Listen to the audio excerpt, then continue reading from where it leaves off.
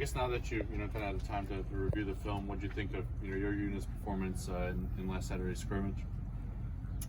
Probably like most scrimmages, right? When there's some good, there's some bad. You're never quite satisfied with how it looked, and so you're glad you got at that time 2 weeks left before you play your first game. But those days are quickly dwindling, so we got a lot of stuff to get cleaned up.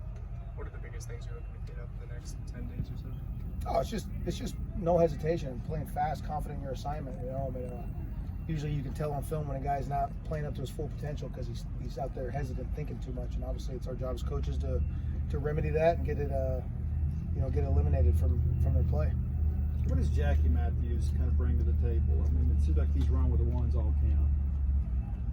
Yeah, he came out in spring with the ones, and so he's earned that right to get those reps.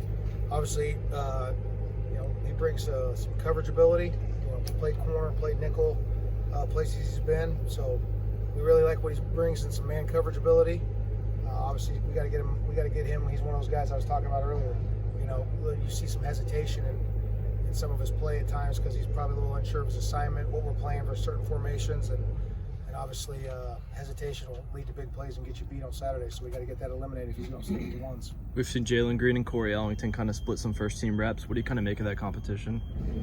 That's what you're trying to get during camp, right? You're trying to create as much competition as possible. I mean, he just asked a question about Jack. He obviously just did. I imagine we'll see quite a few different lineups in there this weekend in the last scrimmage, just because I'm not convinced we found the three best safeties to have out there and the most reliable ones. Some guys have strengths and then their weaknesses. Other guys, that's their strength, and that's kind of our job as coaches to get it evaluated and figure out who the best ones are to have out there, because you never want to lose a game because you got assignment errors or you don't got the best players out on the field. It's such a veteran group back on defense, and obviously you're the boss and you're their coach and you're the one they look to, but how much you see some of those guys coaching each other and giving advice and trying to bring others along? Yeah, some position groups more than others. Obviously, the guys who have the majority of reps, Cam Young, Crumity, obviously they jump out in the D-line. Buki, Tyrus, they kind of jump out into the linebacker room. Jet knows, but he's so locked in on what he's doing. Forbes particularly, right, in the secondary. And so it's good to have those guys, but, all those guys I just mentioned, they have their fair share of days where they don't quite look like the vets that are, have everything figured out. And so we got to make sure we got all lever and operating at a high level. At that cornerback position with opposite of Forbes with DCAM and Banks, obviously we didn't get to see Banks much in the spring. He was kind of dinged up and in and out of. He talked so well about DCAM in this spring he had. What kind of changes did you see him in camp and preseason practice now that Banks was back and pushing him to that position? It's good for, competition's always good, right? It makes the cream rise to the top. And that competition's ongoing too, right? Just the thing you love about DCAM is his approach every day. Every day is the same guy comes out to work. Doesn't mean it's the cleanest day by any means. There's going to be mistakes in there, technique errors, but it's not for a lack of effort. And you like coaching those guys. What do you see from Jet in this camp compared to last year? Now that he's got a lot more experience under his belt. I probably just see more plays being made because I finally have him out there like he should have been probably. So he's doing a great job, and that's Jet, right? He's one of those guys who shows up every day with the right mindset. Have you seen Jordan Davis start to kind of shake the rust off now that he's had a couple weeks on as well? Yeah, coming off of the injury he did, obviously it takes time to get feeling 100% and confident when you put all the force in the ground and plan off that leg, and so his development's coming along right like we anticipated. How good can you be at 100%? I think that's probably unfair for people to make predictions. Heck, unless I'm mistaken. You guys see how many games has he played in here?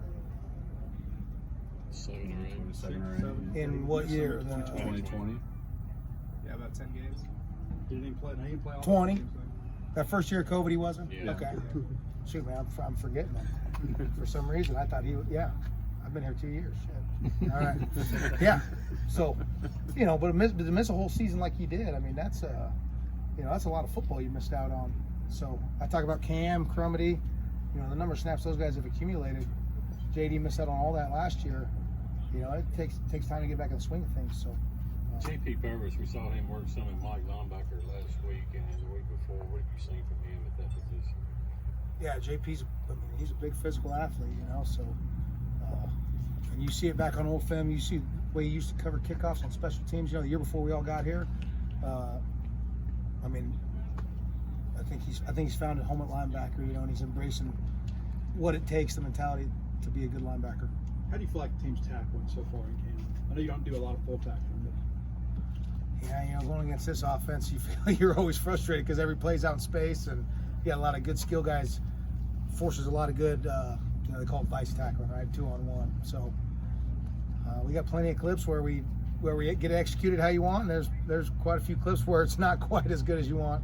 I'm probably concerned now on the we got some good physical backs, obviously, who will make you bring your hard hat and lunch pail. But you know, when we face some teams here, start bringing in multiple tight ends and that downhill run game, power plays, pulling guards, all that. We'll find out how well we've simulated it. You saw this Memphis offense last year. What do you think about what they bring to the table? Yeah, they're all. I mean, obviously got plenty of skill. You know, new coordinator from Marshall. If you look at Marshall's stats last year, top 20 in everything. You know, and you got a returning starting quarterback who has a whole year of experience under his belt. And, I mean, he threw for dang good stats last year, and so. I mean, our guys know exactly what's in front of them. There's a very talented football team coming in here. Thanks. Thanks.